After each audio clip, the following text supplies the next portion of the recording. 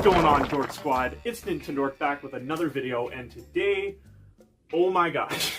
So, I'm doing something a little different today, and this is something I kind of want to do going forward. I'm really wanting to get into like reviews because I don't know, I like giving my opinions and my thoughts on things. So that's basically what I'm going to do today. Originally, I was going to make two separate videos. One was going to be basically just a discussion video, because whenever I finished this game, it just left me with so much to talk about. And then I was also going to make just like a separate, you know, just a formal review video with my general thoughts. But I figured, why not just combine the two? So I'm going to be keeping it fairly spoiler-free for the first half, but stick around for the end of the video because I will definitely be talking about in-game thoughts. So right off the bat, I'm going to be honest, when this game was first announced, I wasn't the most excited for it. It was a new 3D Donkey Kong game, and it's been like forever since we've gotten one. I have never played DK64, but I really would love to, especially if it comes to NSO. I'll definitely check it out. But I don't know, back in April during the Switch 2 Direct, they announced a lot of games and showed us a lot of games, but Bananza just wasn't up there for me. That is until Nintendo of Korea eventually leaked a key art that had Pauline on it instead of Odd Rock. After that, I was sold. It really didn't take much convincing, especially after that full-on Bananza Direct, and we found out that this game was made by EPDA, the same team that made Mario Odyssey. There were so many things that just kept piling up, and I just became more and more hyped for this game, and honestly, it became one of my most anticipated games of the year. But moving all of that aside, I would really like to talk about my thoughts on Donkey Kong Bananza now that I have actually went hands-on with it and played it. I think I got like 30 to 35 hours during the first weekend. I'm currently sitting at like 45, so I've definitely spent a lot of time in the game, and I just have a lot to talk about. So without further ado, let's get into it. So I was originally going to wait until I was like 100% done with this game to review it and whatnot, but again, there's just so much to talk about that I just have to do it now. I want to start off by saying this game is an absolute joy to play with Joy-Con. Pun not intended, by the way. But no, seriously, I don't know, I didn't get a Switch 2 Pro Controller. In fact, I've been hearing a lot of people say that it hurts their hands, so I'm kind of glad I didn't. But I have the original official Nintendo Switch Pro Controller, and I've had it the majority of the time that I've had my Nintendo Switch, and this is one of my favorite controllers ever. Dare I say my favorite controller ever. But I don't know, whenever I got Donkey Kong Bananza, I decided to try it with Joy-Con, and it was a lot of fun. In fact, the majority of my playtime with Donkey Kong Bananza was actually with Joy-Con. There's just a lot of depth and being able to like move the Joy-Con certain ways, and if you like move them in this motion towards your chest, Donkey Kong will start banging on his chest. It was just so much fun. I love it. Gameplay-wise, there's so much to do. You can literally break practically everything here. So if you didn't know, DK Bananza uses what is called voxel technology. And essentially what that represents is data in 3D space as a grid of small cubes called voxels, which are the 3D equivalent of pixels. Each voxel holds information about its position, material properties, color, and other attributes, making it useful for representing and manipulating 3D objects and data, at least according to Google. But no, again, basically everything in this game is destructible. Now, something I haven't really heard a lot of people talk about is, looking back at Mario Odyssey, there were different areas where you could like break blocks of cheese and like break certain blocks. And the more I think about it, a Donkey Kong game really was always going to be the perfect next step. Especially thinking about the ending of Mario Odyssey and you're playing as Bowser and you're like destroying all these blocks. It's just really cool to look back and see the early form of the same technology. Other than that, there's just so much attention to detail, and little details, I eat that stuff up. I don't know, you can really tell that this team has passion for Donkey Kong, and I love it. One of my favorite things throughout my playthrough of Bananza is seeing Pauline and Donkey Kong's relationship change over time. Whenever you first meet, obviously Pauline is a rock. That's something that the trailer and Nintendo Treehouse kind of alluded to. But if you let them idle, throughout the game, you notice they become closer, and DK becomes more warm to Pauline, messing with like his hair and stuff. I don't know, it's heartwarming, dude. As for story, I don't know, it doesn't quite work for me. I don't know, there's plot holes galore, because the basic concept is Donkey Kong arrives on Ingot Isle, because bananas, obviously, and Void Code shows up and pushes the entire island underground. So Donkey Kong meets Odd Rock, which apparently is Pauline, respectively, and they embark on this adventure to reach the planet core to get to the surface. So if you weren't following, you go down to go up. basically. I don't know, it doesn't make a lot of sense, but then again, neither did a sentient cat that could possess things. I will say, I really did love how every time you entered a new layer, because you're literally just breaking your way down, and there's so many layers, but every time you enter a new layer, the music stops and gets really ominous and really quiet, and the text of whatever sublayer you're on appears, and it just really sets the tone and the vibe as you're making your way down. I will say though, this game definitely isn't perfect. I know, like, across the board it's been given like a 9 and a 10, and I don't personally think I would give it a 10 out of 10. It'd get close, but it just... I noticed a pattern. Throughout the game, you meet these elders that give you certain transformations, and basically you have to collect parts of discs to put them together so Pauline can sing and transform you into these Bananza transformations. And after like the second time, I started to just notice a pattern that you would go to a new layer, you would find the disc, collect a few Banandium gems, and then rinse and repeat. And it gets a little old, so I don't think I could personally recommend grinding this game out like I did. And again, that could be a lot of why I feel this way, because I grinded it out over opening weekend because I didn't want spoilers. But that's just my take. I don't know. I still really love this game, by the way. I don't like when games start to feel repetitive, and that's just a pattern that I started to notice here. But it's still good. Something else that I noticed, but also I've heard other people talk about, there's a lot of Mario Odyssey inspiration here. Like, you can pretty much look at each individual kingdom and, like, you can almost exactly tell which one was influenced by which one. Like, you basically have Seaside Kingdom from Mario Odyssey, Luncheon Kingdom from Mario Odyssey. Like, these two kingdoms alone as a reference, they're basically the same thing. Which is a little bit of a shame, because this game doesn't fully feel like Donkey Kong at certain points. Just kind of feels like Mario Odyssey with Donkey Kong in it, but it's just something else I noticed. It's just something I wanted to take note of. This is something else I found like completely random, but at one point in the game I saw a mound of gold that looked a lot like Donkey Kong, and I was trying to get like to a Banandium gem in the lava, and I died, and I went back to the area, and I saw there was another one in the exact same area that I died. So whenever you lose a life in this game, there will be a golden statue created of Donkey Kong wherever you last died. And I think that's awesome. There's just so much content here. You have literally hundreds of Banandium gems to collect. You have costumes to collect. So many different levels and worlds to discover. Each costume you have will give you like a certain upgrade or ability. There's a literal skill tree. You can listen to music from the game with a gramophone. Not to mention this game also uses the Switch 2 Joy-Con mouse control and DK Artist, and you can like create your own sculptures and stuff. I've actually created a few myself. There's genuinely so much content. So if you're thinking about picking up this game, or you've been on the fence about it, go for it. This is one of the greatest 3D platformers I have ever played. Past that, there's not a whole lot I can say without giving too many spoilers. So I know I have a lot of scattered thoughts, but like I said, there's just so much to talk about. And most of my in-depth thoughts are really going to be like more spoilerish.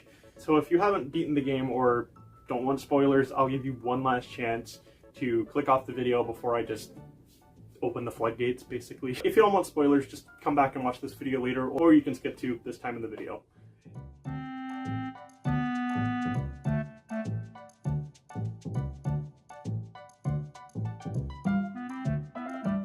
Alright, so I'm assuming you've finished the game, and you want to hear my thoughts on it. You all know what you've been waiting for.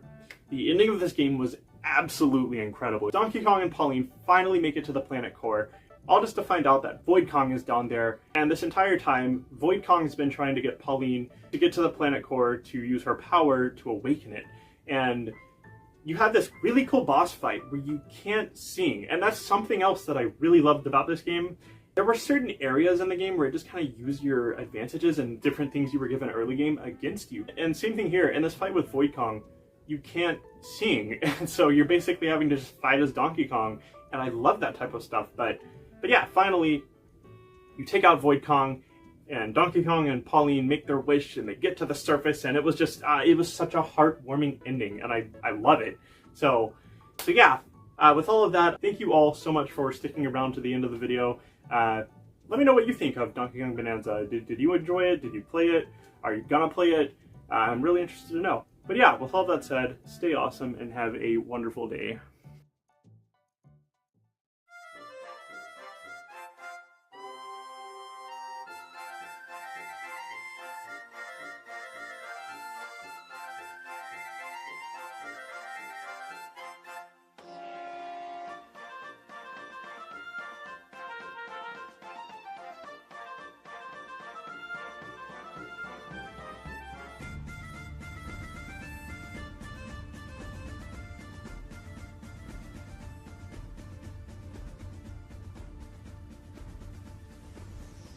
The king is back. Oh my goodness. King K. Rool is back. This is huge. So, for those of you that don't know, K. Rool has been missing for literally the longest time. Like, in the Donkey Kong Country Return series, he's just been absent. And to have him back here, it was just the end of this game. These final few hours were just such a roller coaster, bro.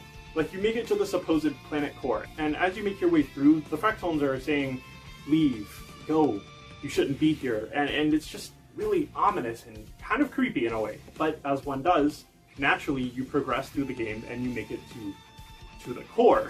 Obviously you take out Void Kong, and you have this entire bit where like Donkey Kong gets turned into a rock, which I don't know why he couldn't move when Pauline can, but that's beside the point.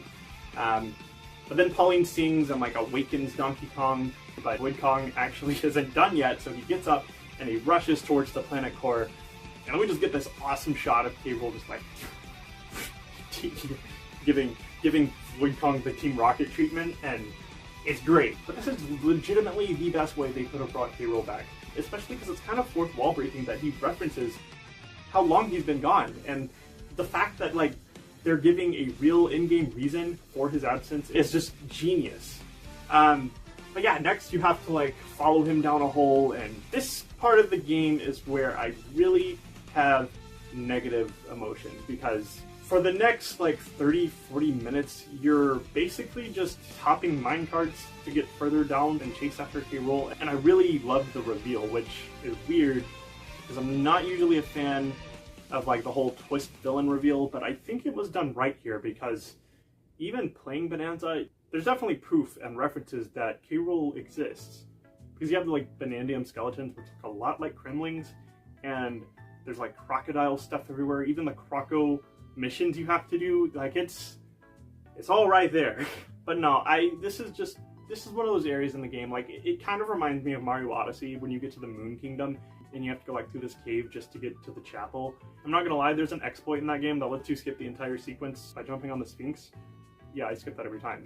But no, once you get past that and you're able to finally catch up to K. Rool, he like uses the power of the Banandium root to become like Super Saiyan, and it's a really fun fight. It's also quite hard. Like the beginning of this game really kind of hold your hand sometimes, but no.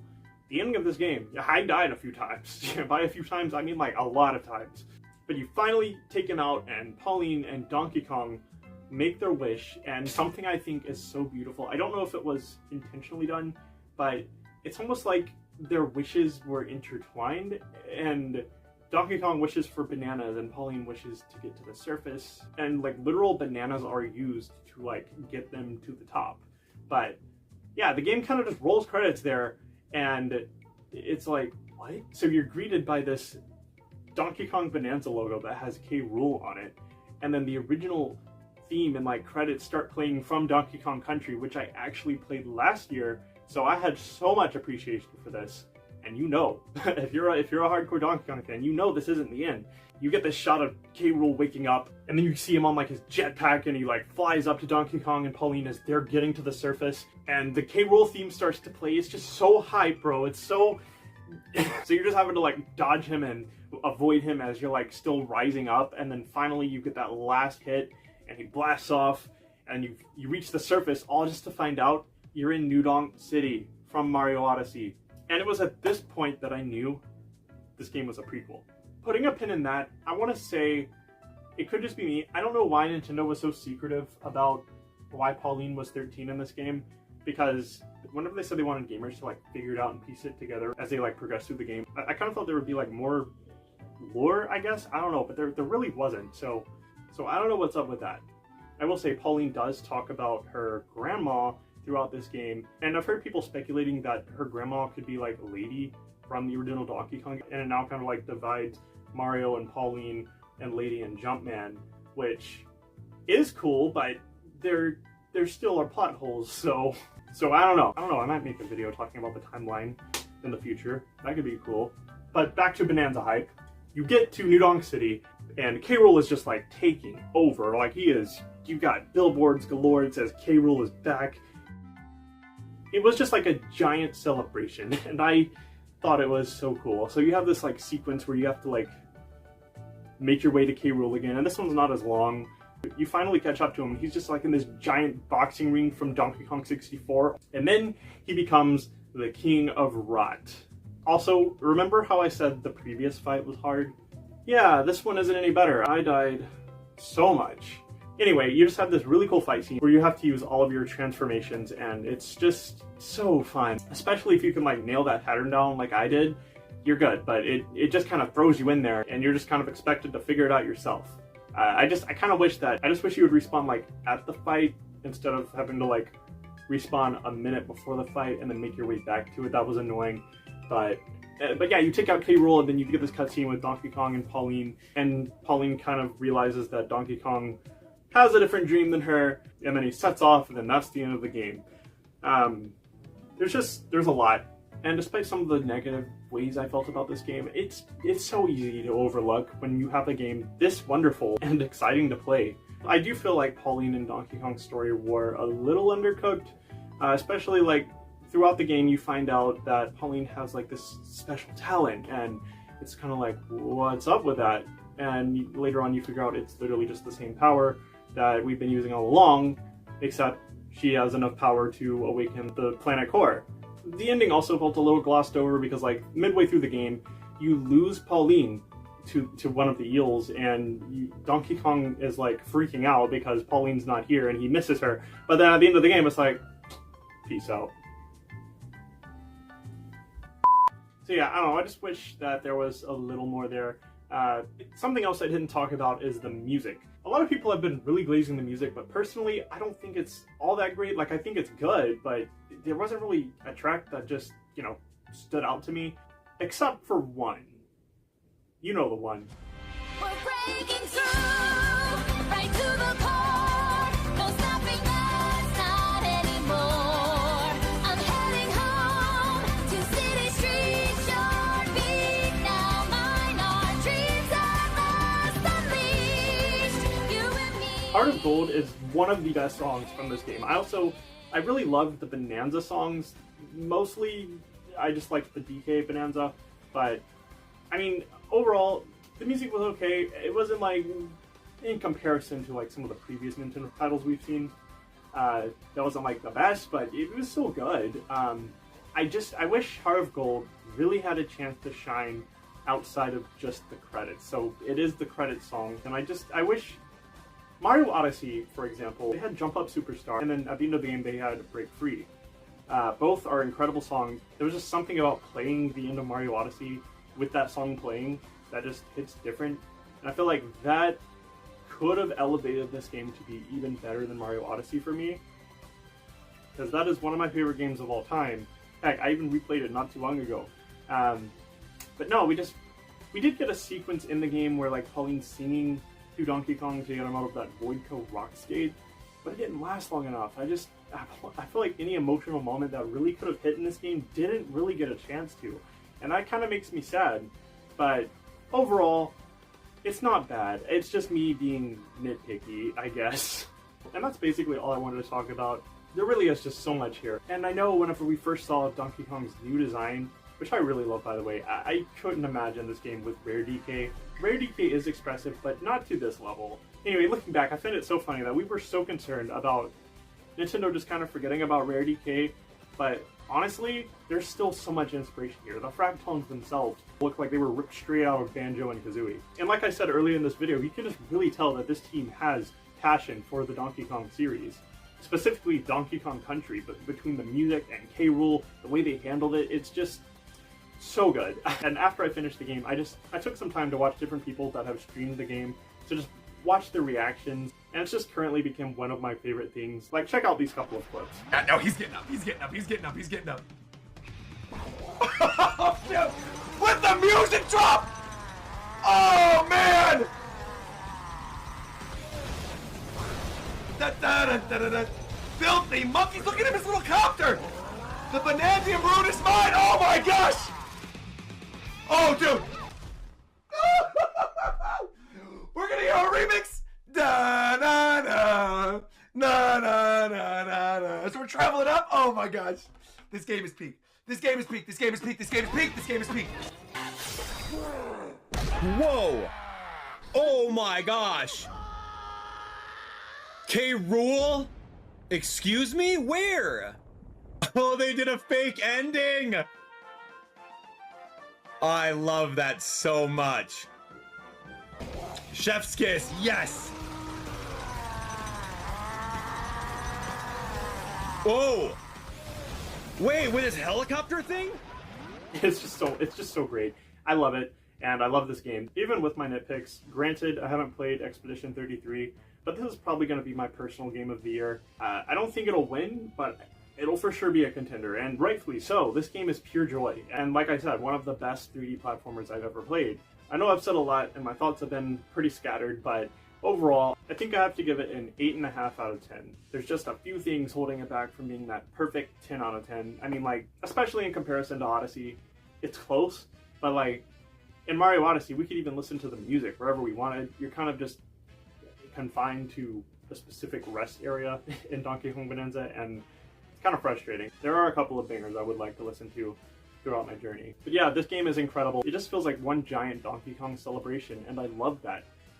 I probably will replay it at some point because I feel like I didn't get to just soak in what I wanted the first time around since I was so focused on grinding it out and rolling credits. But yeah, this was definitely a lot of fun to play. So let me know in the comments if you've played Donkey Kong Bonanza, what did you think? Or if you plan to play it. I would love to know your thoughts. But yeah, with all that said, I hope you all enjoyed the video. Thank you all so much for watching. Stay awesome and have a wonderful day.